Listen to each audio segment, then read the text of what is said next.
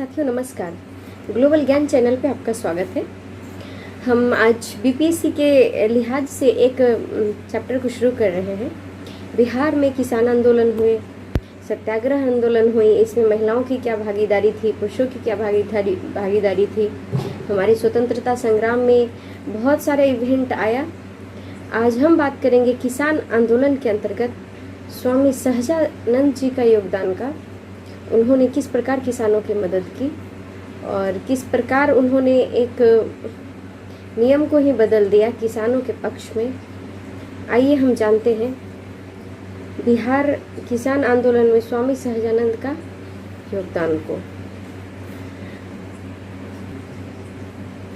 पटना में बिहटा के पास किसान नेता स्वामी सहजानंद सरस्वती ने सन्यासी जीवन व्यतीत करते हुए छोटे किसानों और खेतीहर मजदूरों के अधिकारों की रक्षा के लिए किसान आंदोलन का नेतृत्व किया। वह एक सन्यासी थे और सन्यासी का जीवन व्यतीत कर रहे थे और उन्होंने बिहटा के निकट में वो सन्यासी जीवन को व्यतीत करते हुए भी किसानों के पक्ष में, किसानों के साथ, किसानों का नेतृत्व करने के लिए मैदान में उतर पड़े। बिहार के किसान चंपारण में सफलता मिलने के पश्चात उत्साहित थे। चंपारण में किसान आंदोलन में ऑलरेडी सफलता मिल चुकी थी, जिस वजह से किसान लोगों में ज़्यादा खुशी थी। कई जगहों पर जमींदारों एवं ब्रिटिश हुकूमत के विरुद्ध विद्रोह भी हुए, किंतु ये विद्रोह छिटपुट ढंग से होते थे। किसानों को संगठित करने का प्रथम प्रयास श्री कृष्ण सिंह और मोहम्मद जुबैर ने किया था। ये हम लोग पहले भी पढ़ चुके थे।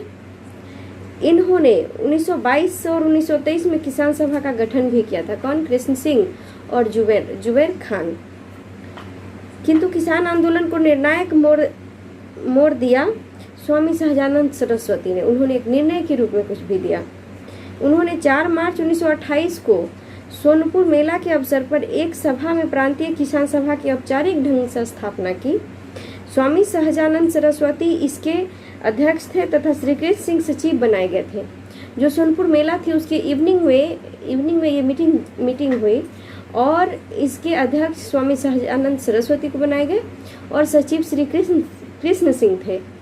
ये श्री कृष्ण सिंह जी वही कृष्ण सिंह जी हैं जो बिहार के पहले मुख्यमंत्री बने। 1929 में इस सभा की गतिविधियां काफी बड़े पैमाने पर आरंभ हुई। स्वामी सहजानंद ने कई जगहों जैसे कि गया, मुजफ्फरपुर, हाजीपुर आदि स्थानों पर किसानों की सभा का आयोजन किया, जिसमें लाखों किसानों ने भाग लिया और उनमें चेतना की एक नई लहर दौड़ पड़ी। पटना, सारण, भागलपुर, गया आदि स्थानों पर किसान नेताओं द्वारा प्रदर्शन भी किया गया। स्वामी सहजानंद के नेतृत्व में किसान नेताओं ने नहर शुल्क में कमी, मालगुजारी कम करने तथा कर्मचारियों के भ्रष्टाचार को रोकने की भी मांग की। ये उनकी मुख्य मुद्दाएं थी। बिहार में किसान आंदोलन के पुरोधा स्वामी सहजानंद सरस्वती ने किसान सभा को एक नया जीवन प्रदान किया। स्वामी जी एवं उनके सहयोगियों यमुना काजी, गुरु सहाय लाल, कैलाश लाल, यदुनंदन शर्मा एवं जुगल किशोर ने इस आंदोलन को एक नई दिशाएं दी। केवल 1933 ईस्वी में ऐसी 177 सभाएं आयोजित की गई, जहां स्वामी सहजानंद सरस्वती ने स्वयं किसानों को संबोधित किया। 16 मार्च 1933 ईस्वी को मधुबनी की प्रांतीय किसान सभा में बिहार किसान सभा को औपचारिक स्वरूप प्रदान करने का प्रयास किया गया, किंतु दरभंगा राज की साजिश के कारण यह प्रयास असफल हो पाया। मैं दरभंगा महाराज के बारे में फिर एक वीडियो बनाऊंगी, उनके बारे में कुछ चीज़ों को बताना चाहूँगी। अभी फिलहाल आगे की तरफ देखते हैं। फिर भी 1 महीना के भीतर दूसरा प्रांतीय किसान सभा आंदोलन बिहटा में आयोजित किया गया। इसके बाद स्वामी जी किसान सभा के निर्विवाद नेता हो गए, निर्विरोध चुने गए। स्वामी सहजानंद सरस्वती के प्रयास से किसान सभा द्वारा 1933 में एक जांच कमेटी की स्थापना की गई और इस कमेटी ने किसानों की आर्थिक दशा की तरफ ध्यान दिलाने का काम किया। 1936 में अखिल भारतीय किसान सभा की स्थापना लखनऊ में की गई। इसके अध्यक्ष स्वामी सहजानंद सरस्वती को नियुक्त किया गया। इस तरह स्वामी सहजानंद सरस्वती एक अखिल भारतीय किसान नेता बन गए। ये बड़ी चीज़ हो गई। एक सन्यासी किस प्रकार एक नेता के रूप में आ गया और किसानों की भलाई और किसानों के हित में उन्होंने बहुत ही बड़ा योगदान दिया, बहुत ही नेक काम किया। बिहार में स्वामी सहजानंद सरस्वती और किसान सभा की लोकप्रियता में काफ़ी वृद्धि हुई। 1936 में इसकी सदस्यता 2,50,000 तक पहुंच गई थी। किसान सभा के संगठन को बिहार के गांव में फैलाने में स्वामी सहजानंद सरस्वती को कार्यानंद शर्मा, राहुल संकृत्यायन, पंचानंद शर्मा और यदुनंदन शर्मा जैसे बहुत से वामपंथी नेताओं का सहयोग मिला। किसान सभा के कार्यक्रम को लोकप्रिय बनाने की दिशा में बिहार प्रांतीय किसान सभा ने सभाओं, सम्मेलनों और प्रदर्शनों का भी आयोजन किया, जिसमें लगभग 1 लाख किसानों ने हिस्सा लिया। 1935 ईस्वी में किसान सभा द्वारा जमींदारी उन्मूलन का प्रस्ताव पारित किया जा चुका था। किसान सभाओं द्वारा बार बार जमींदारी प्रथा के उन्मूलन का प्रस्ताव पारित करने से यह एक लोकप्रिय नारा का रूप ले लिया था। बिहार में किसानों की दूसरी मांग थी गैर कानूनी वसूलियों एवं काश्तकारों की बेदखली का अंत तथा बकास्त भूमि की वापसी। 1937 में कांग्रेस मंत्रिमंडल का गठन हुआ, इससे स्वामी जी को अपने आंदोलन के प्रति बल मिला। उनका विश्वास था कि कांग्रेस मंत्रिमंडल उनकी बातों पर अवश्य ध्यान देगी। उन्हें कांग्रेस में आस्था थी। इससे पहले भी वे किसान समस्या को लेकर कई बार जवाहरलाल नेहरू से मिल भी चुके थे, पर कोई फायदा नहीं हुआ था।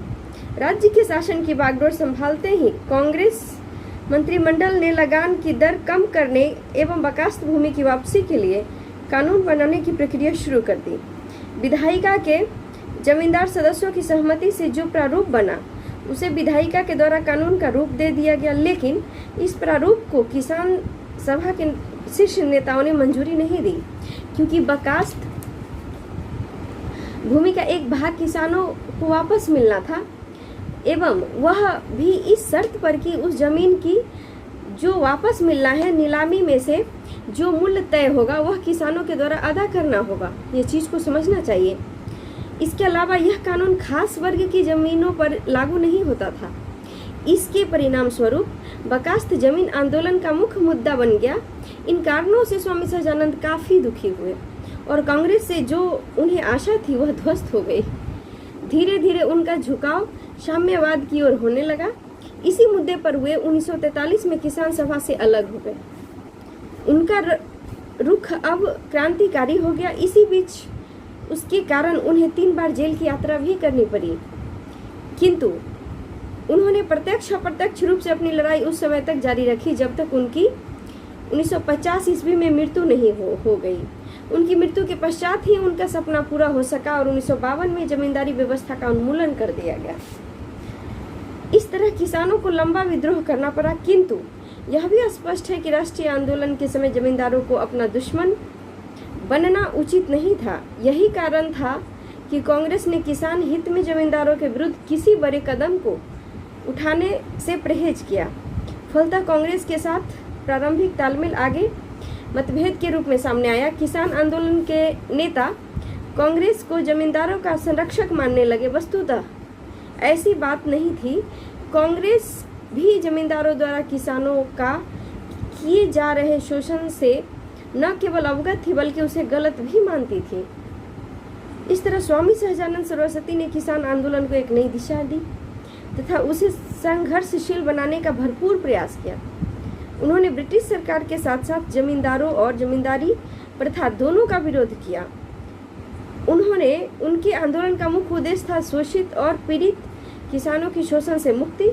अतः किसान आंदोलन में स्वामी सहजानंद सरस्वती के योगदान को कभी भुला नहीं जा सकता है। साथियों, आशा करती हूँ यह बिहार से रिलेटेड कंटेंट आपको अच्छा लगा होगा, जरूर पसंद आया होगा। बहुत बहुत धन्यवाद। नमस्कार।